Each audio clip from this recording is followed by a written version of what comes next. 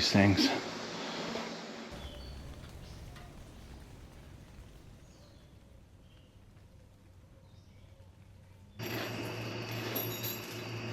Loosen that to get it to go around through. No, I mean, you could even run it through this.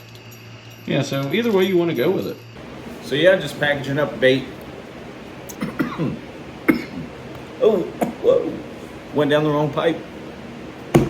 But yeah, so I got an order for a gallon of bait, and I really appreciate it. I know it's nothing like some of these big guys are moving, but hey, I'm happy with that. You know, starting to see a little bit of action. I've been having orders going out pretty much every other day. Yeah, I'd say every other day. And then we had a couple hit during the weekend. So, I mean, it's been okay.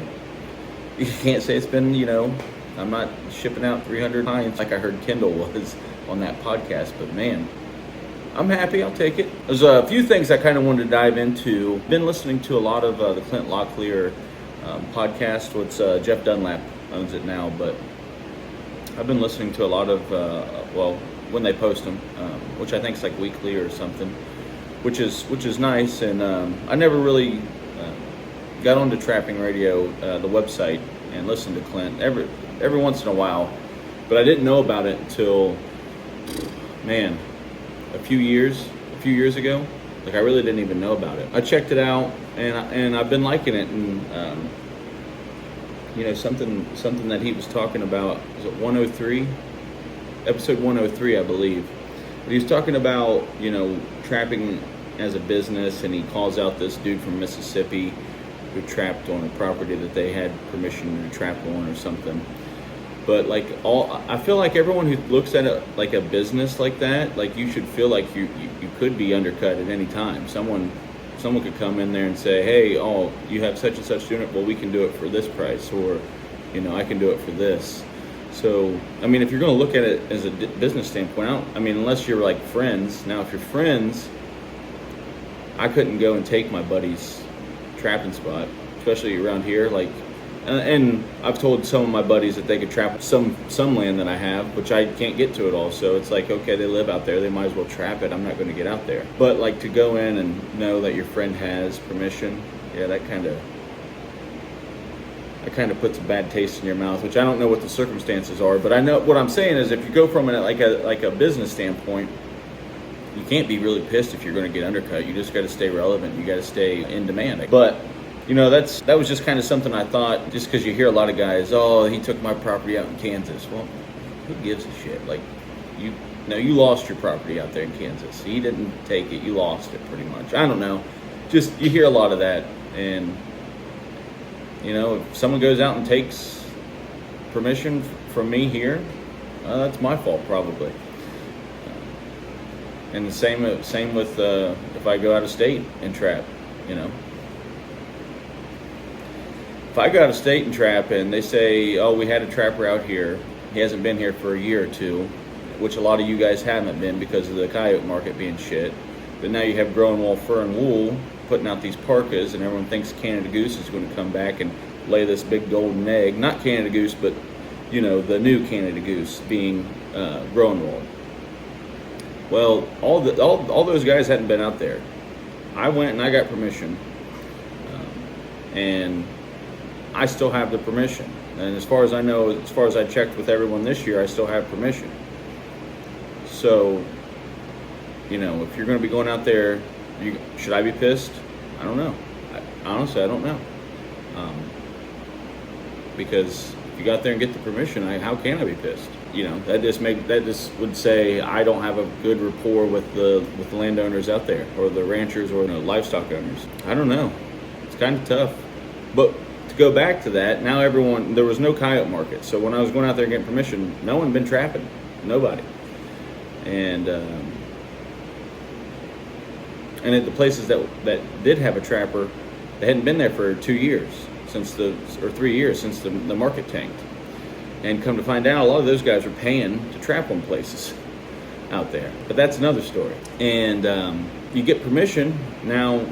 Like, you know, the roles are reversed. Now, should I be pissed, or, you know, someone else is out there and they already got permission, they've been trapping out there, should they be pissed? I don't know, but it's just something to think about, I guess. I know I can't be pissed if someone's out there and trying to trap where I'm trapping.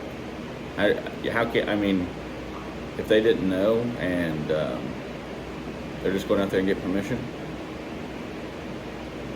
So I can definitely see how you could be pissed, or how Clint could have been pissed and those guys. But if it's like a business, I'm not going out there and getting paid to trap. I'm going out there and doing it because I love trapping. It's something I love to do, and I love to see what is doable. But I'm not going to rant and rave. I appreciate it. We'll get this finished up, and really appreciate you placing the order. We'll have it shipped out, and thanks again. Well, I've been working on these toggles. I need to do something with this chain. I know it's number 3 chain. It's what came off of the No BS traps when I switched them over to Twist Link. But I thought I might as well keep going with the toggles. These ones are going to be a little bit of a pain, I think, because they're just a little too big. I don't know if I should use them for these, or honestly if I should wait and use this chain for something else. I don't know, I could maybe make up some like makeshift drags, link it all together somehow. I don't know. So that seemed to work pretty good.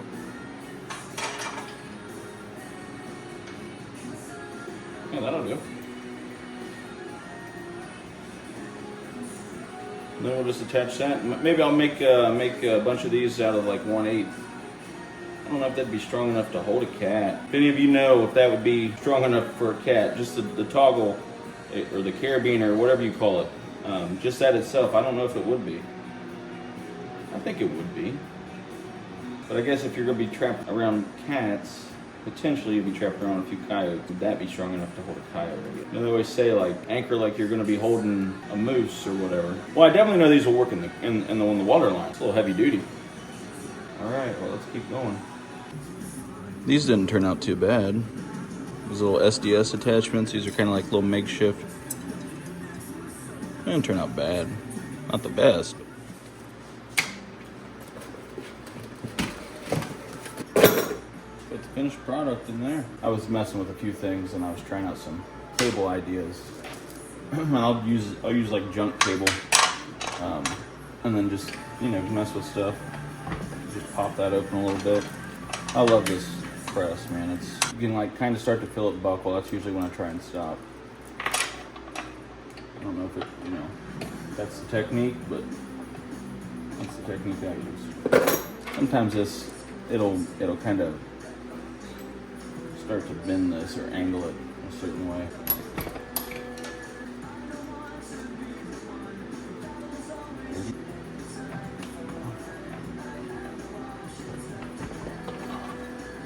Man, they're turning out nice. See, if I was smart, I'd probably just do all these at once.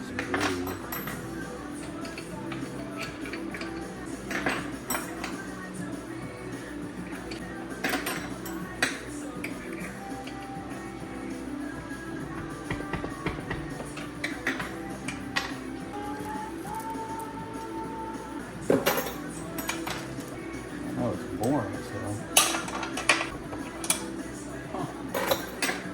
Now we're kicking ass.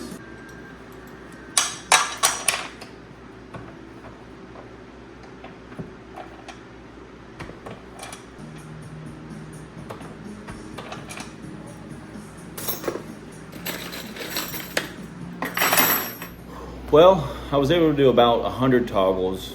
And as you can see over my shoulder here, there's already a ship pile of toggles that I did with that number 2 Duke chain, and even some old straight link chain, just some scrap chain that I had left over. So we got a ways to go still, but it's a start, and it gives me something to do. I just don't want to bore you guys. You know, over the next few days, you might see me smashing some toggles. You know, with that being said, I'll try to incorporate a few other things.